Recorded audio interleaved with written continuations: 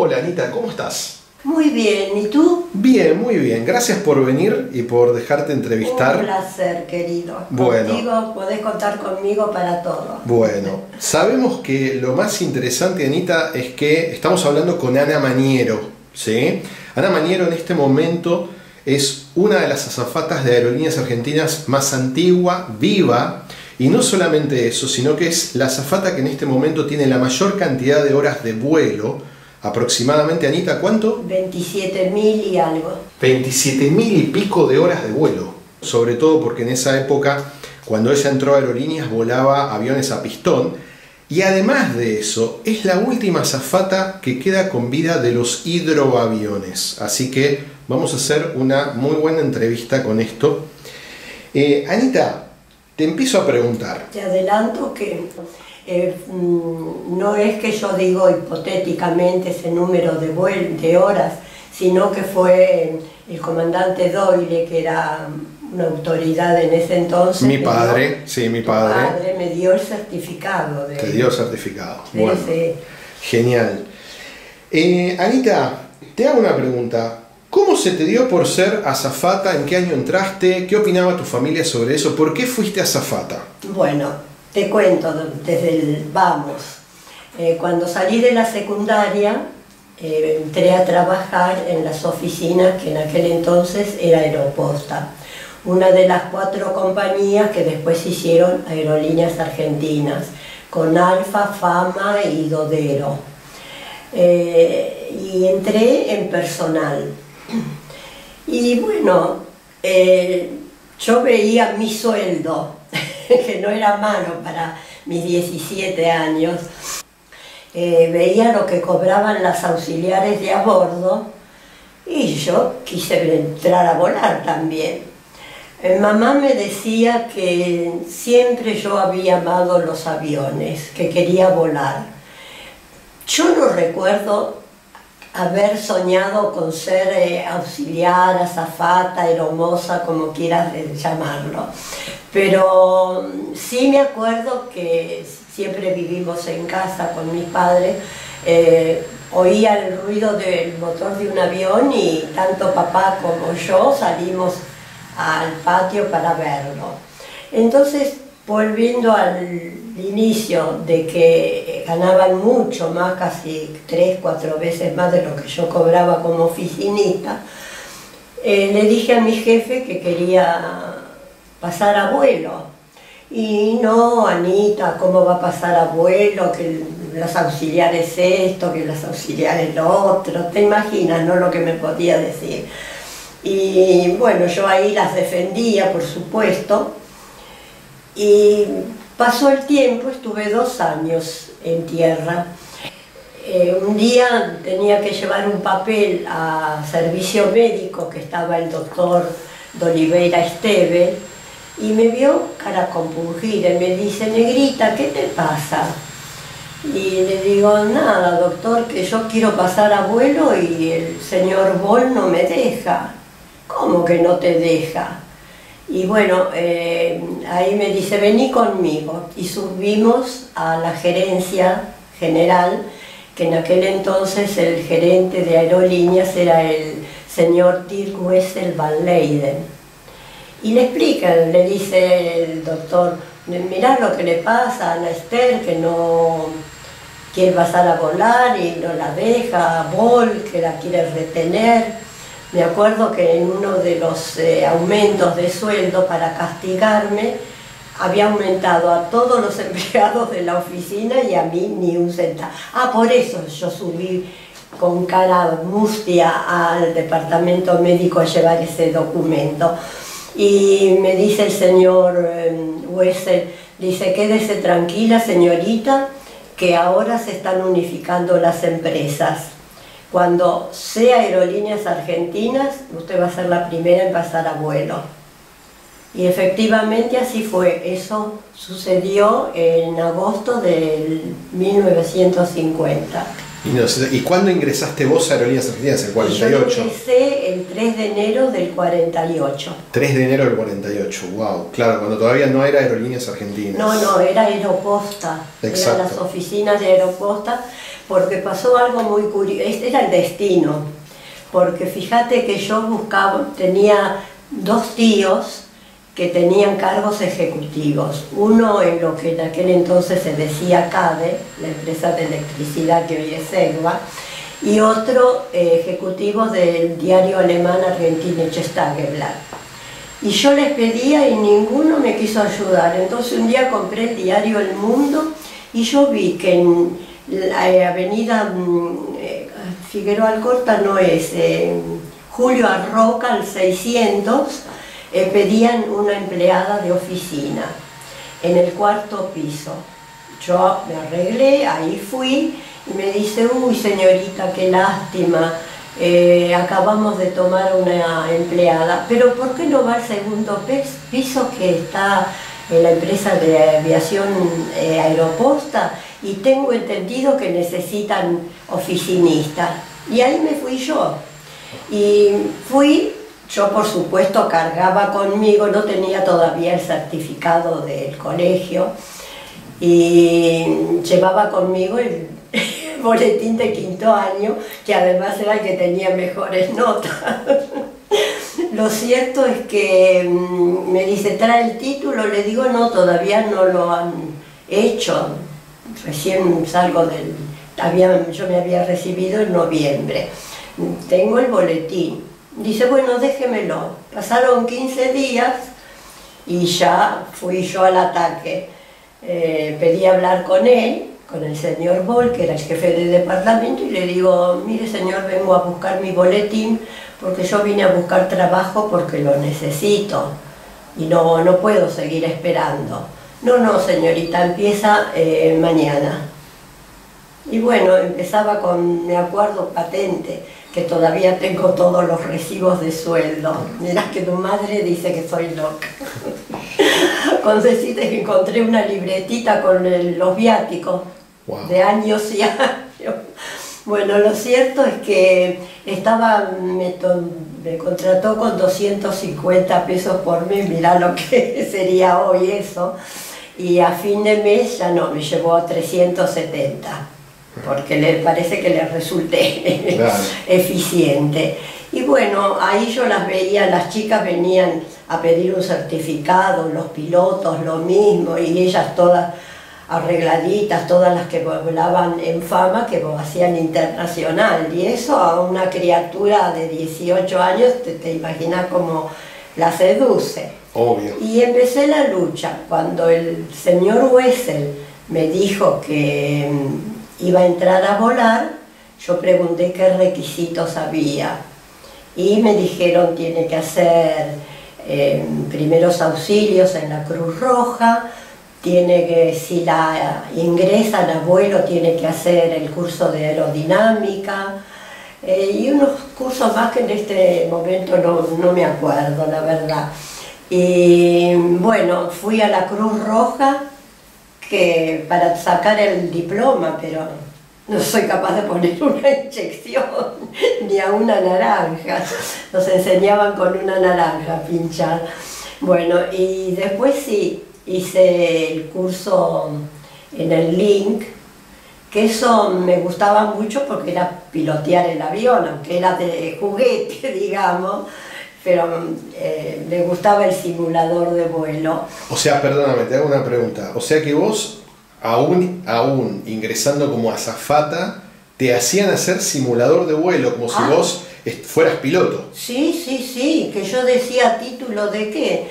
Pero te puedo hacer una anécdota al margen. Por supuesto. Fíjate vos que después te voy a contar los sucesivos aviones. Cuando estaba en el DC-3, había hecho un vuelo ese vuelo precisamente con el copiloto era Gordon Hill y el comandante Belloc. Y después de hacer el servicio, estábamos volando de Santa Cruz, de Comodoro Rivadavia a Gallegos. Y me dice, ¿qué tal, Anita, el vuelo, los pasajeros? Todo bien, comandante, gracias. Me dice, ¿no quiere ir adelante a pilotear un poquito?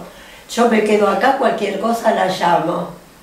Y yo fascinada, me fui al cockpit y me dice Gil, el copiloto, ¿querés pilotear, Anita? Le digo, ¿seguro me lo dice? Sí, sí, pero claro, era todo con luz de día, diáfana, así que yo veía la costa perfectamente, y cuando llegó el momento de acercarnos a Gallego vino el comandante y yo me fui atrás. ¿Pero estuviste piloteando un rato el avión? Pero eso no me lo... Mira, te lo cuento y se me eriza la piel. No, bueno. Eso no me lo olvido más. Wow. No, fabuloso. Qué buena anécdota.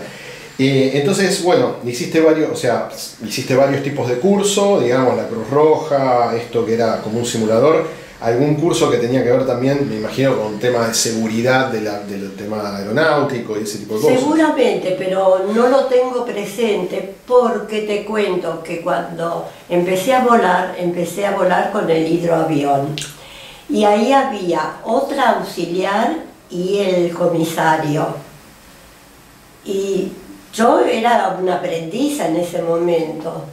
Así que ya después, cuando pasé al DC-3, que la empresa formó cabotaje mayor y menor, el hidro volaba a Montevideo y Asunción del Paraguay, entonces eran considerados países limítrofes, y las más nuevas teníamos que quedarnos en cabotaje. El avión primero de cabotaje era el DC-3. ¿Y eso cómo era eso? Contame un poquito eso de cabotaje mayor, cabotaje menor. O sea, ¿se consideraba en esa época regional, que hoy sería Montevideo, Chile? Eso se considera cabotaje Brasil. Mayor. Eso cabotaje mayor. Ah, y cabotaje menor es lo que hoy por hoy es cabotaje. Claro. Ah, mira, muy bueno saberlo. Te hago una pregunta. Antes de pasar, como ya te dije, a la parte específica del hidroavión, ¿no? ¿Cuáles eran las funciones de una azafata en esa época, 1950? Atender al pasajero con las vituallas, con la comida. Ok, pero digamos, a diferencia de hoy en día, ¿qué diferencias vos podés encontrar a hoy en día el rol de la azafata? Si es que había diferencias. Y sí, calculá que hasta la época que empecé con el 707, no, incluso en el 707 también, en el Jumbo, que ahí ya estaban, no, en el Comet fue primero del Jumbo, ahí ya había carritos, entonces la diferencia era mayúscula, porque si no había que ir con las bandejas y la turbulencia en el zarandeo. O sea, bandeja por bandeja, pasajero sí, por pasajero. Sí. Terrible. Bien, ahora te hago una pregunta. Pasemos a hablar específicamente, vos arrancaste, me decís, con los hidroaviones. Con los hidroaviones, porque las nuevas estábamos destinadas ahí. Ahí. Hablemos de los hidroaviones. Contame un poquito de, bueno, cómo eran y demás, porque obviamente hay toda una mística en torno a esto, porque es algo raro. Es decir, era bastante raro en esa época. Hoy sigue siendo algo raro decir, Aerolíneas Argentinas tuvo hidroaviones, ¿no? ¿Vos te acordás cuáles fueron los años entre los cuales volaron y los destinos que hacían y demás? Yo creo que desde que se formó la empresa de Alberto Dodero. Ajá. Pero precisamente no lo sé el comienzo, puede ser el 46, 47. ¿Hasta más o menos qué año duraron los hidroaviones? Y habrán volado fácilmente 55, 57. O sea que volaron más o menos unos 10 años, 8, 10 años. Podría averiguar en Google, pero no está bien. No se me ocurrió ese dato. Está bien, no hay problema, pero más o menos digamos que andaría por ahí. Claro, unos 8, porque 10 estuve años. muy poquito tiempo en ese avión, por el tema que te conté recién. ¿Cuánto tiempo volaste hidroavión? Y habrá sido 6 meses. Ah, poco. Poco, muy poco. Y contame cosas del hidroavión, porque uno dice, bueno, el avión de pasajeros uno va al aeropuerto, embarca, etc. ¿Cómo era el tema del hidroavión? El hidroavión, por empezar, yo veía que el decolaje lo iban a efectuar, corría por las aguas, veía la escollera y terrible, porque siempre le tuve mucho respeto al agua como a la cordillera de los Andes. Ya después todo eso pasó, pero por ejemplo, estábamos por decolar y antes del decolaje, lo mismo que antes del acuatizaje, teníamos que poner las compuertas, porque eran compartimentos estancos. Claro. ¿Te das cuenta? Wow. Y después, ya en línea de vuelo, retirarlo. Porque eso era por si entraba agua al hidroavión, que hubiera compartimentos estancos. Igual que un barco, sí, claro. Claro, claro. Yo de barco, mirá, siempre, como te dije, hice un crucero, mamá adoraba navegar. Y la llevé a un crucero de Buenos Aires a Río de Janeiro con no me puedo acordar la empresa, pero fueron 15 días de tortura para mi mamá, fascinada, y yo miraba por la ventanilla, no sé si el ojo de buey no eran cuadraditas. Le decía, mami, ¿te imaginas la cantidad de metros de agua que hay hacia abajo? Ay, nena, bueno. Pero siempre le tuve temor al agua. Yo te nado cuando sé que tengo de dónde asirme cuando me canso. Y decime, ¿era más brusco el tema de la acuatización? Con respecto a un aterrizaje en tierra, ¿no? ¿Era más brusco el tema de tocar en el agua? ¿Cómo era? Mirá, fue más suave que un día que con el DC-4 aterrizamos sin tren de aterrizaje. Ah, esa me la vas a contar ahora en un rato. Esa te la reservo. Me la grabo y te la reservo. Ahora, pero se hacía el topetazo sobre el agua. Ahora cuando te aterrizan, que es una seda, no, nada que ver, era peor el hidro, ¿sí? Ah. Se sentían los golpes sobre el agua. O sea, los golpes de la ola, de las olas que iba golpeando. Claro, a medida que iba tocando agua. ¿Y dónde estaba? Acá, en Buenos Aires, ¿dónde se embarcaba, digamos? ¿Dónde? En el puerto de ahí, de la Costanera, puede ser. Sí, ahí en la Costanera. ¿Dónde están los buquebús? Sí, por ahí, por ese lado, ahí se embarcaba, mirá. Y en ese entonces, la otra de las diferencias, yo vivía en Florida con mis padres y papá me acompañaba hasta la estación de ferrocarril a tomar el tren en Padilla, y en Retiro nos esperaba una camioneta que nos llevaba hasta el aeropuerto. Claro, o sea, no había como hoy en día, digamos, autos de tripulación que te pasaban a buscar por el domicilio, sino que vos tenías que movilizarte casi hasta ahí, digamos. Sí. Y se ve que fue todo la organización de Aerolíneas Argentinas, porque calculá que era muy reciente. Claro. Fue en agosto del 50 se formó Aerolíneas y yo empecé los estudios para pasar a vuelo de inmediato, como me había prometido el señor Van Leyden eso, y cumplió. Claro, o sea que vos arrancaste a volar cuando Aerolíneas se creó como Aerolíneas Argentinas. Como Aerolíneas Argentinas. Wow. Y contame, ¿los pasajeros que embarcaban los llevaban en un bote o había una rampa donde ellos subían? ¿El hidroavión estaba en una rampa? Sí, en bote. Sí, en bote, los llevaban en un bote y embarcaban de un bote al avión. Claro, sí, no. ¿Y qué hacían con el equipaje? ¿El equipaje dónde iba? Problema era del comisario. Ah. Eso, después te voy a contarlo cuando pasé al DC-3. Ok. ¿Y hubo algún accidente con los Sandringham, no? Sandringham, sí. ¿Hubo algún accidente? No, que yo de mi época no. Ah, bien, perfecto. Que sí la hubo con el DC-4 y con el DC-3 también, pero creo que lo del DC-3 fue en la época de Sonda, en el norte del país. Y te hago una pregunta, ¿a dónde volaban los hidroaviones?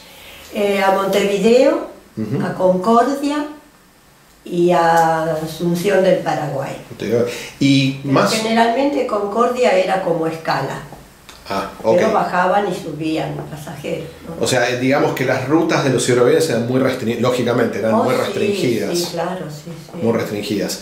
¿Y vos te acordás si después de que vos dejaste de volar hidroavión se agregaron más rutas o algo? No, ¿o siempre... no, que yo recuerde, no. Siempre fueron esas rutas, digamos. Qué bueno. Bueno, bien, te paso, ¿y tuviste alguna anécdota que te acuerdes de cuando volaste hidroavión esos 6 meses? ¿Alguna anécdota que puedas decir, pasó esto, pasó lo otro? La anécdota no, el susto que tenía yo en pasar del bote al avión. Ah, claro. Porque había que esperar que subieran todos los pasajeros.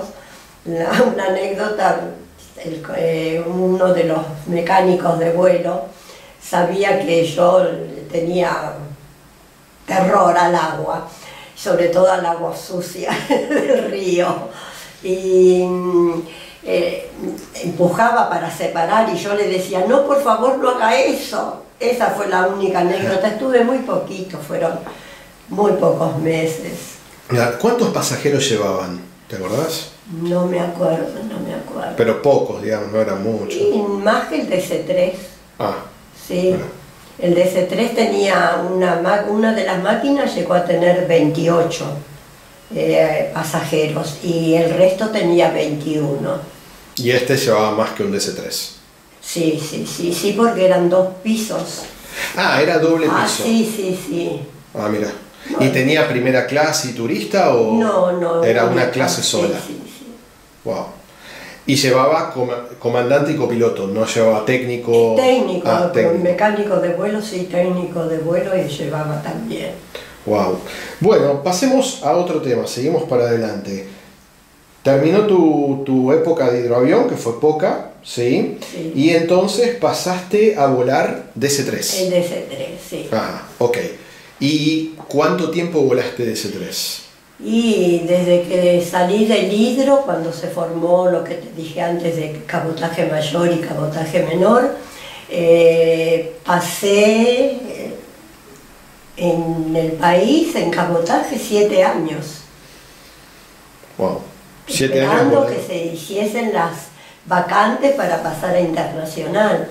A internacional pasé a volar en enero del 57. Y ahí ya dejaste de volar DC-3 y pasaste a volar. Ahí dejé de volar DC-3, DC-4, Conver y nada más, porque ya después Comet estaba más en internacional, más ir a regionales, porque ahí volábamos con el Conver hasta las nuevas, te hablo yo siempre de las nuevas. De Buenos Aires a Río, de Río a Trinidad. Y ahí en Río no estaban las postas. El avión llegaba con una tripulación a Río, bajaban, ahí subía la tripulación basada en Río hasta Trinidad, ahí se bajaba y de Lisboa llegaba una tripulación a tomar el avión para seguir a Europa. Wow, wow. Y eso era con el Conver y con el DC-6, ¿no? No, eso era con los aviones a pistón, el Conver, el Comet y después ya el 707, el 747 y ahora no hay otros aviones que sí, no hay problema, están los Airbus, pero digo, en esa época vos de DC-3, digamos, pasaste a internacional y ahí ¿qué pasaste a volar? El DC-6. El DC-6. ¿Cómo era el vuelo? Yo tengo entendido por mi padre, por Conan Doyle, el vuelo del DC-6 hasta llegar a Europa era toda una odisea, era una aventura. De Buenos Aires los pilotos tenían cuchetas para turnarse, para dormir, y nosotras dormíamos sentadas. Pero yo tengo entendido, por lo menos eso me contaba Conan, que en un momento tenías, parabas no sé en dónde a pernoctar, no sé si en Río o en dónde, que ellos los hacían, que dormían en un hangar, dormían pasajeros en un hangar. No, esa época no, yo hacía el vuelo directo de Buenos Aires a Ámsterdam, eran 36 horas de vuelo, wow. Así que te imaginas. Claro, no, porque él me contaba en alguna época que yo no me acuerdo si era Dakar, a dónde era, pero que ellos dormían, los pasajeros y ellos dormían en un hangar no, con afortunadamente esa no la viví. Y después hacían cola en el baño para lavarse los dientes a la mañana, todos los pasajeros y los pilotos. Para nada, se ve que estaba yo todavía en cabotaje. Claro, puede ser, ahí, claro.